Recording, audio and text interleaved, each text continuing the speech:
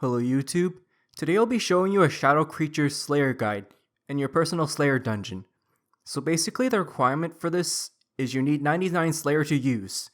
This is located in what is called the Sunken Pyramid, and in order to get there, you go from the Menaphos lodestone, then run west and quick travel the Shifting Tombs.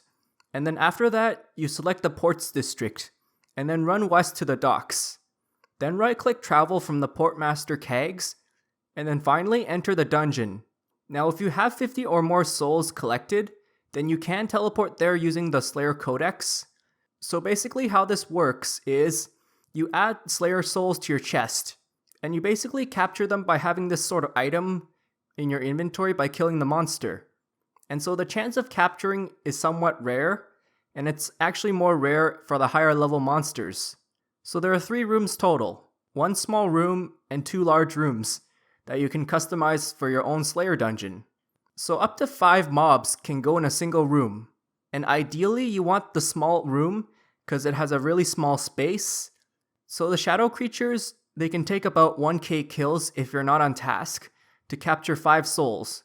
Now specifically what you want is the manifested shadow creatures, as they give you the most XP. However, to save time, you can use your friend's player-owned dungeon that already has one set up.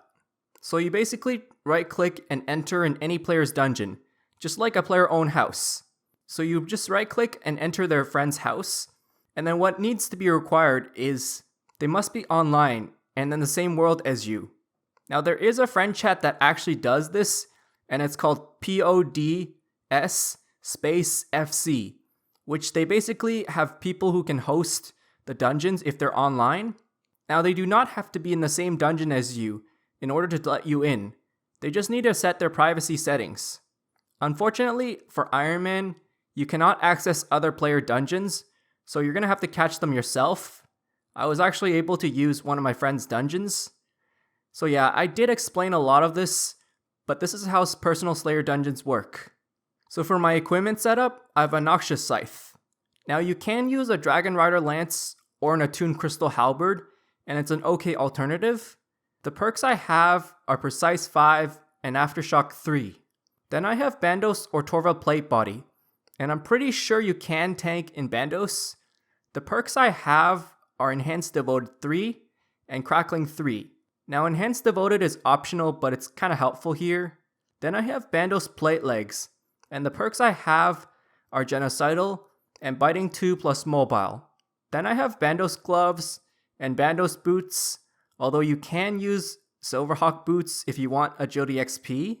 Then I have Surgeon's Ring, and otherwise Luck of the Dwarves can work here as well if you want the Hazelmere Signet chance.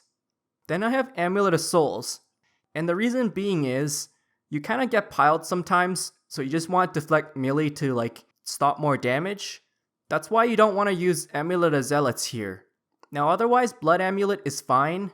The Scrimshaw Vampirism is going to be very important here, and that is your main healing source.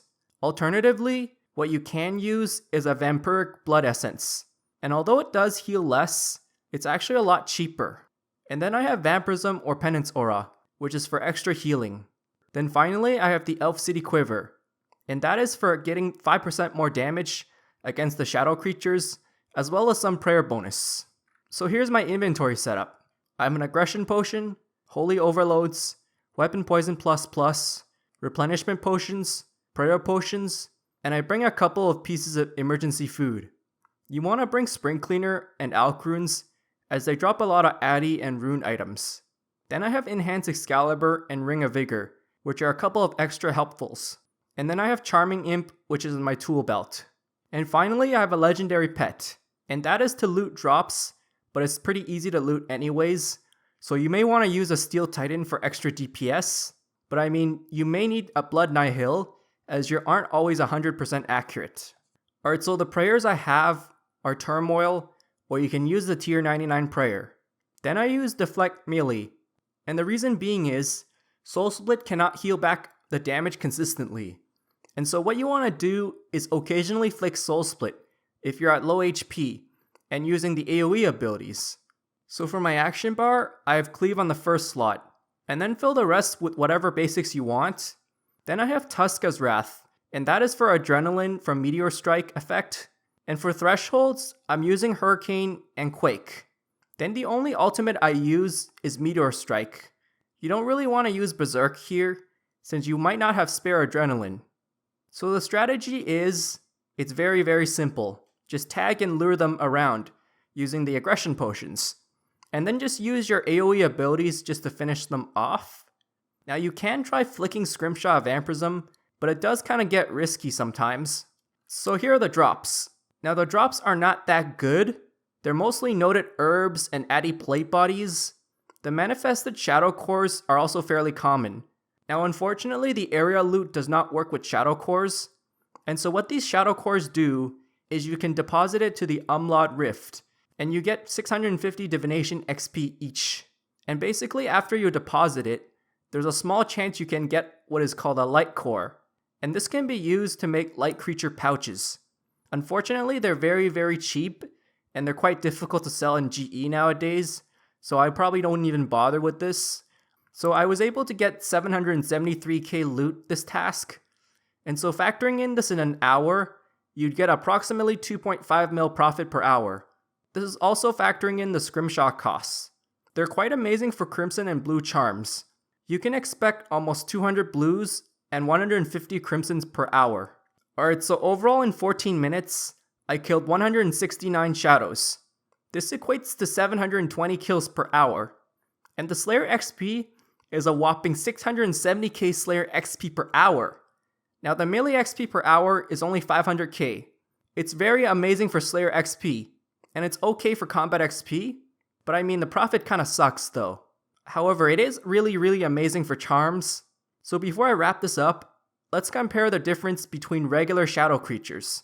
You would kill 530 of these per hour by tagging the shadow creatures in the south section and the northeast section of the Amlodd Divination Rift. So they mostly are blissful shadows, which are the kind of the medium version of them, and you can expect 300 to 330k Slayer XP per hour. So yeah, thanks for watching and I hope it helps. If I missed anything, feel free to ask.